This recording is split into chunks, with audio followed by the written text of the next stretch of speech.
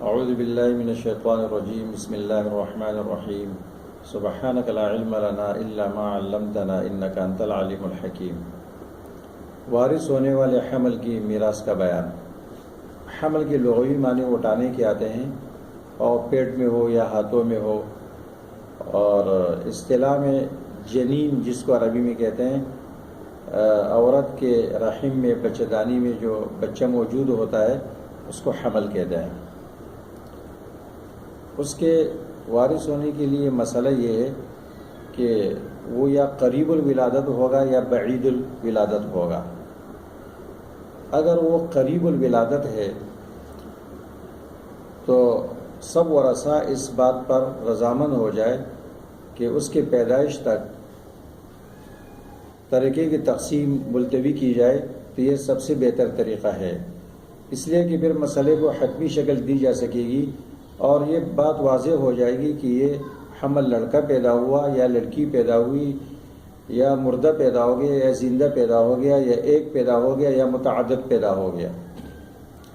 لیکن اگر وہ بعید الولادت ہے اور تقسیم نہ کرنے میں ورثہ کو ضرر ہے اور وہ تقسیم ہی چاہتے ہیں تو یہاں اس کا مسئلہ بیان کیا جاتا ہے۔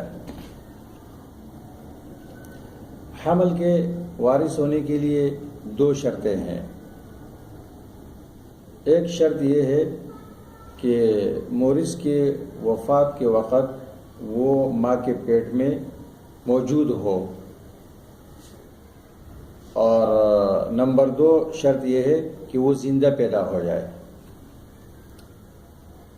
پہلی شرط کہ مورث کی موت کے وقت وہ ماں کے پیٹ میں موجود ہو، اس کا پتہ چلے گا اقل مدت حمل اور اکثر مدت حمل کی جاننے سے۔ تو اقل مدت حمل 6 مہینے ہے اور اکثر پھر احناف کے یہاں 2 سال ہے، مالکیہ کے یہاں 5 سال ہے، اور شوافی اور حنابلہ کے یہاں 4 سال ہے۔ لیکن صحیح بات یہ ہے مفتابی کہ وہ 1 سال ہے، یعنی 365 دن طبی ماہرین کے مطابق، اس لیے کہ بچہ ماں کے پیٹ میں اس سے زیادہ نہیں رہ سکتا ہے۔ آج تک طب میں اس کے لیے کوئی فارمولہ بھی ایجاد نہیں ہوا، اور ائمہ اپنی جگہ وہ صحیح کہتے ہیں، لیکن تجربہ اس بات پر شاہد ہے کہ 360 دن جو علماء طب اس کے بارے میں طبی ماہرین کا کہنا ہے کہ یہی اس کے لیے اکثر مدت حمل ہے۔ اور شاذ و نادر اگر کبھی زیادہ ہو جائے تو وہ ہو سکتا ہے، لیکن اکثر ایسا نہیں ہوتا ہے۔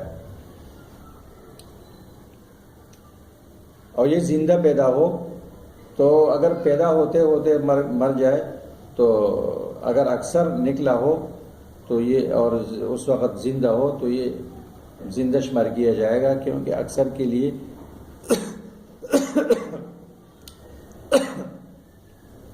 وَلِلْأَكْثَرِ حُكْمُ الْكُلِّ، اکثر کے لیے کل کا حکم ہوتا ہے۔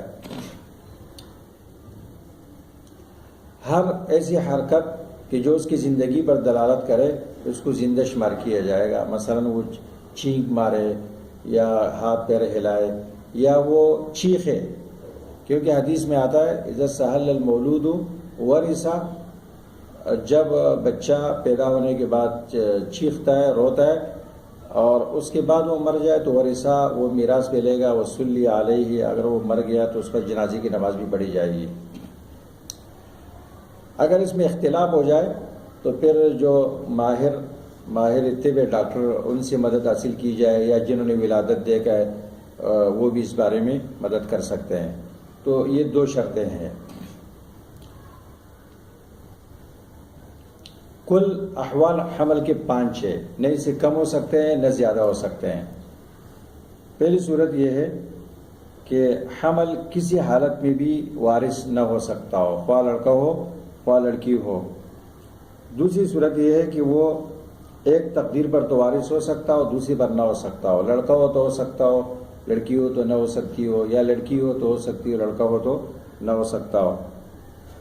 تیسری قسم یہ ہے کہ ہر تقدیر پر وہ وارث ہو رہا ہے، خواہ لڑکا ہو خواہ لڑکی ہو۔ البتہ لڑکی ہو تو عیسیٰ کچھ ہے، لڑکا ہو تو عیسیٰ کچھ ہے، یہاں وہ صورت بیان کی جاتی ہے۔ اور چوتھی حالت یہ ہے کہ کسی تقدیر پر اس کے حصے میں اختلاف نہ آتا ہو، لڑکا ہو تو تب بھی اس کا حصہ اتنا ہو، لڑکی ہو تب بھی اتنا ہو۔ اور پانچواں یہ ہے کہ اس کے ساتھ اور کوئی وارث ہی نہ ہو، یا ہو لیکن اس کے ساتھ محجوب ہو۔ یہ کچھ کل 5 صورتیں ہیں، اس سے کم اور زیادہ نہیں ہو سکتا ہے۔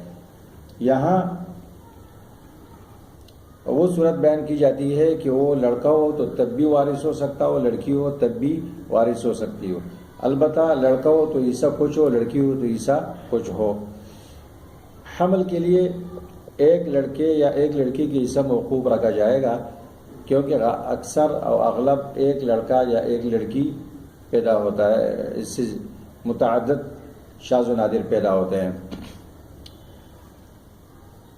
حمل کے مسئلے کی تصحیح کا طریقہ یہ ہے کہ خنثیٰ کے لیے تو اسوأ الحالین تک کم عیسیٰ، اس کے لیے اس کے برعکس احسن الحالین ہے۔ اس کو لڑکا فرض کر کے مسئلے کی تصحیح کی جائے گی اور لڑکی فرض کر کے مسئلے کی تصحیح کی جائے گی۔ پھر دونوں تصحیحوں میں نسبت دیکھ کر توافق یا تباین ہو تو ایک تصحیح کے وفق کو یا کل کو دوسرے کے کل میں ضرب دیا جائے گا یا وفق میں، تاکہ مخرج متحد ہو جائے۔ پھر جو کم حصے ہے ورثہ کو وہ دے دیں گے، جو زیادہ ہے وہ حمل کے لیے موقوف رکھ لیں گے۔ پھر حمل پیدا ہوا، کل مال کا مستحق تھا تو وہ لے لے گا، بعض کا مستحق تھا تو وہ لے لے گا، اور باقی جو حصے ہیں وہ ورثہ کو واپس کیے جائیں گے۔ تو 3 صورتیں ہو سکتی ہے حمل، یا تو ایک لڑکا ہوگا یا ایک لڑکی ہوگی، اگر یا مردہ ہوگا یا زندہ۔ اگر زندہ ہے تو یا لڑکا ہوگا یا لڑکی ہوگی، اور اگر مردہ ہے تو پھر اس کا مسئلہ الگ ہے۔ جو 5 صورتیں بیان کی گئی، ہر صورت کا حکم الگ الگ ہے۔ یہاں ایک شخص کا انتقال ہو گیا تو اس کی ایک بیوی رہ گئی حاملہ، ماں باپ رہ گئے، بیٹی رہ گئی، اور عورت کے پیٹ زوجہ، اس کی بیوی حاملہ ہے تو اس کے پیٹ میں بچہ ہے۔ یہاں لڑکا فرض کر کے مسئلے کی تصحیح کی گئی ہے۔ تو زوجہ کا سمن ہے، ماں باپ میں سے کا سدس ہے، 24 سے مسئلہ بنا۔ زوجے کو سمن ملا وہ 3 ہے، ماں کو سدس ملا وہ 4 ہے، باپ کو سدس ملا وہ 4 ہے، باقی 13 بچے۔ تو حمل کو یا لڑکا فرض کیا گیا ہے تو روس اعتبار یہ 3 ہے، 13 ان پر برابر تقسیم نہیں ہوتا ہے، 3 کو مضروب بنا کر 24 میں ضرب دیا گیا تو 72 سے مسئلے کی تصحیح ہو گئی۔ زوجہ کو 3 ملے تھے، 3 میں ضرب دینے سے 3 3 9، ان کو ماں باپ میں سے ہر کو 4 4 ملے تھے، 3 میں ضرب کرنے سے 12 12 مل گئے، اور بیٹا اور بیٹی حمل جو کہ لڑکا ہے ان کو 13 ملے تھے، تو 13 کو 3 میں ضرب دینے سے 39 حاصل ہو گئے۔ یہ ان پر للذکر مثل حظ الانثیین تقسیم کیے گئے، بنت کو ملے 13 اور لڑکے کو ملے 26۔ مسئلہ انوثت کے حمل کو لڑکی فرض کر کے تصحیح کی گئی، تو یہاں بھی مسئلہ 24 سے بنا حسب سابق۔ زوجہ کو ملے سومن وہ 3 ہے، ماں باپ میں سے سدھارے کو 4 4، اور یا 2 لڑکیاں ہیں تو ان کے حصہ ثلثان ہے، وہ 24 سے 16 ہے۔ تو یہاں مسئلے نے عول کیا 27 کی طرف، مسئلہ عائلہ ہے۔ اب ہم نے دونوں مسئلوں کے درمیان نسبت دیکھنی ہے، 72 اور 27 میں، تو ان دونوں میں توافق بالتسع ہے، 9 جز میں اس کا اتفاق ہے۔ تو 27 کا 9 حصہ وہ 3 ہے، اس کو یا مضروب بنا دیں گے، 72 میں ضرب دے دیں گے، اور 72 کا 9 حصہ 8 ہے، اس کو یہاں مضروب بنا کر 27 میں ضرب دے دیں گے، تو مخرج متحد ہو جائے گا۔ یہاں بھی 216 سے مسئلے کی تصحیح ہو جائے گی، 216، اور یہاں بھی 216 سے مسئلے کی تصحیح ہو جائے گی، 216۔ اب اسے ہم اسے دیں گے، زوجہ کو 9 ملے تھے، 3 میں ضرب کرنے سے 9 تیا 27، یہ زوجے کا حصہ ہے۔ ماں باپ میں سے کو 12 12 ملے، 3 میں ضرب کرنے سے 36 حاصل ہو گئے، 36 حصہ ماں کا اور 36 باپ کا۔ بیٹی کو ملے 13، 3 میں ضرب کرنے سے 13 تیا 39، اور لڑکے کو 26 ملے ہیں، 3 میں ضرب کرنے سے اس کو ملے 78، 216 یا تقسیم ہو گیا۔ یہاں زوجہ کو ملے تھے 3، 8 میں ضرب کرنے سے حاصل ہو گئے 24، اور ان کو 4 ملے تھے، 4 کو 8 میں ضرب کرنے سے حاصل ہو گئے 32، اور یہاں بھی 32۔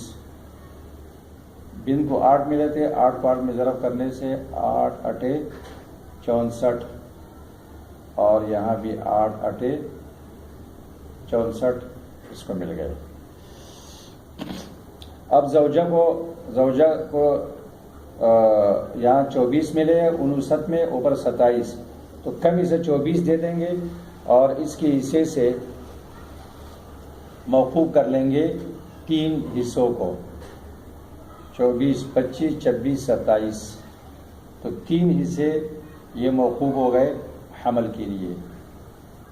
اچھا، ماں باپ میں سے ہر ایک کو اوپر ملے 36 36، نیچے 32، تو 4 ان کو 32 دے دیں گے اور 4 4 ان کے حصوں سے موقوف کیا جائے گا۔ اچھا، یہ کل ہو گئے 11،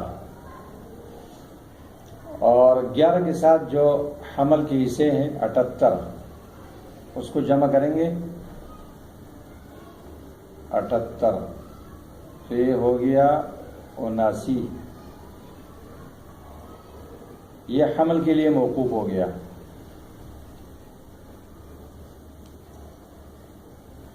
یہ کل حمل کے لیے موقوف ہو گیا۔ اب حمل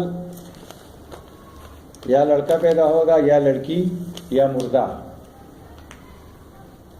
حمل لڑکا پیدا ہوا تو ماں باپ، زوجہ اور ماں باپ میں سے جو اسے موقوف کیے گئے تھے، زوجہ کو 3 واپس کر دیں گے، ماں باپ میں سے ہر ایک کو 4 4 واپس کر دیں گے، ان کے حصہ 27 ہو جائے گا، ان کے 36 36 ہو جائے گا، اور باقی جو یہ 11 جو ہے نا یہ اوپر تقسیم ہو جائے گا، جو 78 حصے ہیں باقی حمل کو وہ مکمل اس کو مل جائے گا۔ اگر لڑکی پیدا ہو گئی، حمل لڑکی پیدا ہو گئی، تو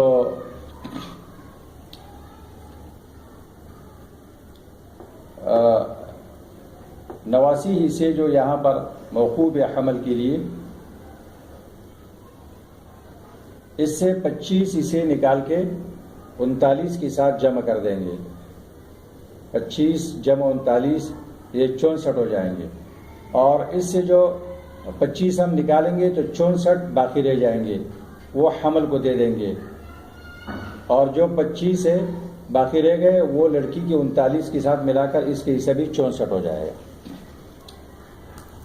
اور اگر حمل مردہ پیدا ہو گیا تو جو اسے زوجہ اور ماں باپ سے موقوف کیے گئے تھے وہ ان کو واپس مل جائیں گے، زوجہ کو 27 مل جائیں گے اور ماں باپ میں سے ہر ایک کو 36 36، اور چونکہ یہاں بیٹی ایک ہے تو کل مال کا نصف جو 108 ہے وہ اس کو مل جائے گا، تو جو حصے دیے گئے اس کا مجموعہ ہو گیا 207۔ اب 216 سے 207 منفی کیے تو 9 باقی بچے، 9 باپ کو ملیں گے بطور عصوبت، کیونکہ ایک بنت کے ساتھ باپ الفرد و تعصیب و معان ہوتا ہے، تو 9 باپ کو ملے بطور عصوبت، 36 کے ساتھ 9 کو جمع کیا گیا تو باپ کو 216 میں سے 45 حصے ملیں گے۔ تو اس طرح حمل کا یہ مسئلہ مکمل ہو گیا، لڑکا ہوگا یا لڑکی ہوگی یا مردہ ہوگا۔